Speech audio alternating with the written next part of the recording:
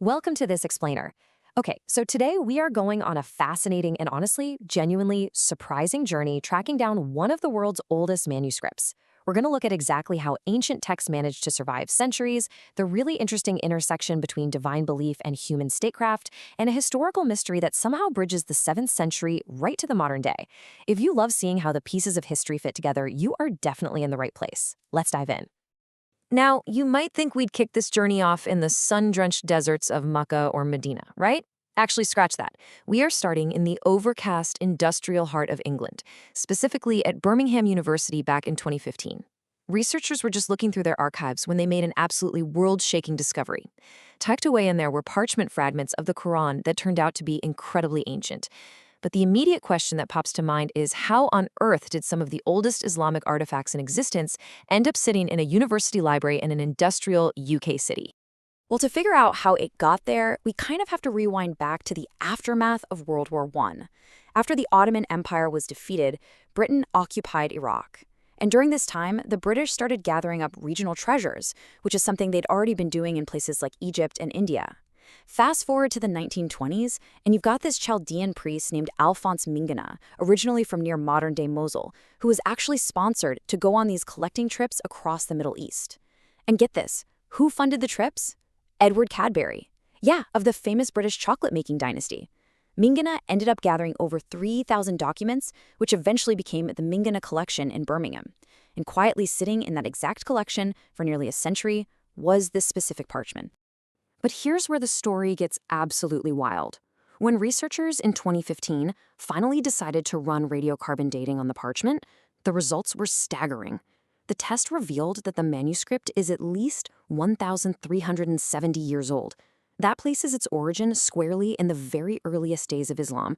We're talking about literally one of the oldest surviving fragments of the Quran anywhere on the planet today. And look, that isn't just an incredible number. It has massive historical implications. Professor David Thomas over at Oxford University pointed out something absolutely crucial. He noted that the passages on this parchment can confidently be dated to less than 2 decades after the Prophet Muhammad's death.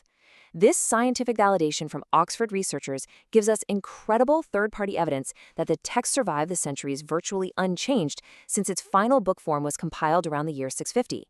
I mean, it's a remarkable testament to textual integrity. So, how did they pull that off?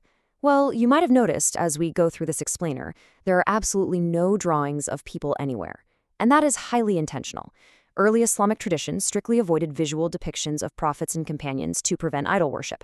So, because they weren't painting portraits or carving statues, the early Muslim community poured literally all their energy into the word itself. They used 2 methods simultaneously, an unbroken oral tradition known as hifz and immediate physical writing on pretty much whatever materials were laying around. We're talking parchment, flat stones, palm tree branches, and even the broad shoulder blades of camels. But honestly, the physical writing was really just half the story. The ultimate bedrock was the oral tradition. It relied on a concept known as mutawatir. Now, mutawatir basically means that a text or a narration is passed down by thousands upon thousands of totally independent narrators simultaneously. Because you have so many disconnected people from completely different backgrounds and regions all reciting the exact same words, it makes any kind of collusion or corruption of the text mathematically and practically impossible. The text was protected by the massive collective memory of the people rather than just locked away by some elite few. And the coolest part? This isn't just some dusty ancient history. This system is alive and kicking today. There's this great story from not too long ago about Rahman Malik, a former interior minister of Pakistan. He was reciting a really short chapter of the Quran called Surah Ikhlas during a cabinet meeting, and he made a super subtle pronunciation error. Instantly, the rest of the cabinet caught it and corrected him. Later, he tried again in the Senate, made the exact same mistake, and boom, instantly corrected again.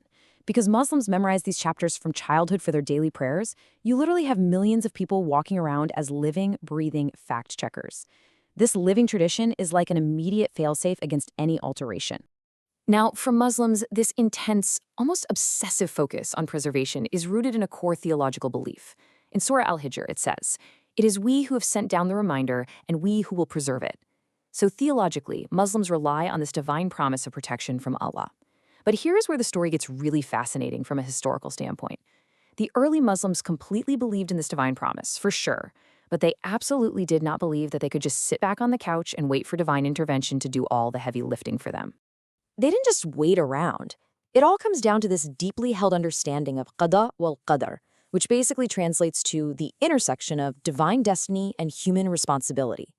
The early generations recognized that, sure, God promises the outcome, but humans are 100% responsible for taking the physical actions required to achieve that outcome in the real world. They knew it was their own heavy responsibility to take urgent, bureaucratic action to protect the revelation. For them, destiny wasn't an excuse for inaction, it was literally the catalyst to get to work.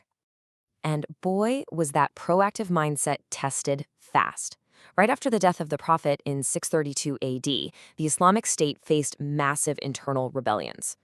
The worst one was the Battle of Yamama against a guy known as Musaylama the Liar. Now, the battle was a military victory for the Muslims, but the cost was catastrophic. So many of the Hufaz, the men who had memorized the entire Qur'an by heart, were martyred in the fighting. Suddenly, the primary storage drive of the Qur'an, which was human memory, was crashing. It was a massive crisis. Fearing that huge chunks of the text could be lost forever if more memorizers died, Umar ibn al-Khattab went straight to the leader of the state, Caliph Abu Bakr. He essentially said, "We have to do something unprecedented right now."